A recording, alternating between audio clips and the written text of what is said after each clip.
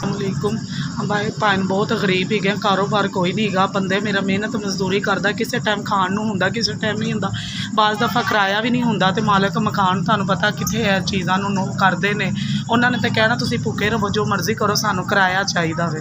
मेरा बंदा आदमी मेरा ना बहुत बीमार है, दिल दा नूं मसला हैगा वे, शुगर उन्होंने होई उन्होंने कोल काम नहीं हुंदा, ते बच्ची मेरी जवान हैगी है, तो भाई सिर लुका के असीं बैठे होए हां, ते असीं तंग हैगे, तो साडी हैल्प कीती जाए।